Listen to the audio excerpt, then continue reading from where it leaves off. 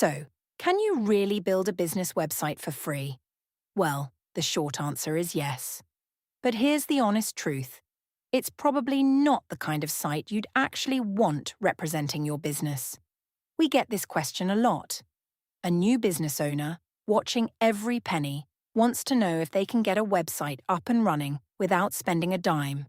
Domain, hosting, email, the whole thing, for free, forever. And technically, yeah, you can. There are platforms out there offering free tiers that'll put something online with your name on it. But before you click that first Google result, let's talk about what free really means and what it's going to cost you in the long run. First up, what are your options if you want a zero-cost setup in 2026? Well, there aren't a ton, but here's what's out there. Cloudflare Pages will host a static website for free, and it even supports custom domains. GitHub Pages does the same thing, though your code will be publicly visible unless you pay for private access. Zoho offers a free site builder with no ads, plus up to 5 email addresses on your own domain, but only if you're in the right region.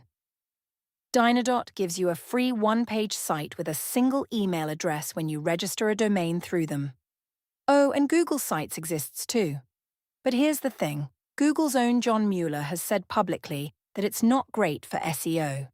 If you need people to actually find you in search results, that's kind of a deal breaker.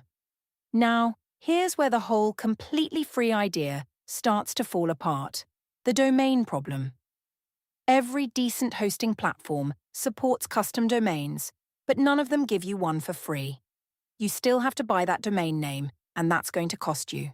Typically, around 8 to 15s a year for a .co.uk, a bit more for a .com. Some hosting bundles like Hostinger throw in a free domain for the first year. But that's a promotion. When renewal time comes, you're paying full price. And if you picked a provider just for that freebie, you might find yourself stuck on a platform that doesn't actually work for your business. The other option, a subdomain, like yourbusiness.github.io. That's genuinely free, but here's the catch. It tells customers and search engines that your business hasn't invested in its own online presence. For a hobby project? Fine. For a business trying to build trust? That's a real problem. Then there's email. Cloudflare email routing lets you set up addresses like info@yourdomain.co.uk. That forward to your personal Gmail or Outlook. Sounds handy, right? Until you realize you can't actually reply from that business address without jumping through extra hoops. So your customer emails info@yourbusiness.co.uk and gets a reply from yourname@eggmail.com. Not exactly the professional look you're going for. Zoho Mail's free plan does give you a proper send and receive mailbox on your own domain.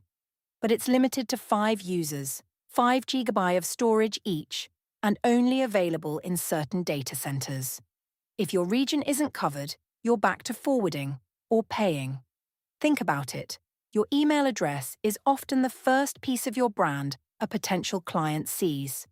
If it ends in @eggmail.com, you've already started that relationship on the back foot. Now, let's talk about SEO, because this is where free platforms really show their weaknesses. Cloudflare Pages and GitHub Pages will let Google index your pages, and good content can rank. But here's the thing. They don't give you a CMS, no blogging tools, and no built-in features for meta descriptions, structured data, or sitemaps. You're either building with raw HTML or using a static site generator like Hugo.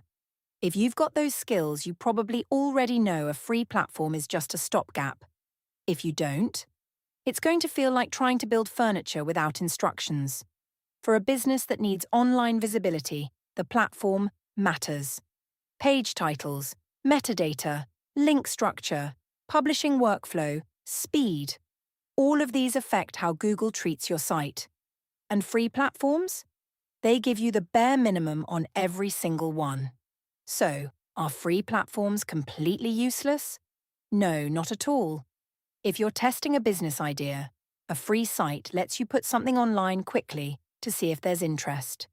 If you need a placeholder while your proper site is being built, they work fine. And if your business runs entirely on referrals, a basic page with your details might be enough. The trouble starts when business owners mistake a free website for a finished one. A free site is a starting point. It's not a marketing tool, not an SEO strategy, and definitely not a brand asset. Treating it like one will cost you more in missed opportunities than a proper website would have cost up front. Here's the honest recommendation. If you're a UK business that needs to show up in search results, convert visitors into inquiries, and look professional, invest in doing it properly. Buy your domain. Set up real business email. Choose hosting with room to grow.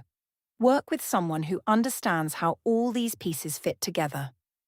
At Hertfordshire Web Design, we work with businesses at every stage, including those who started with a free site and quickly realized they needed more. A conversation about what your business actually needs costs nothing, but the website that comes from it, that could be worth everything.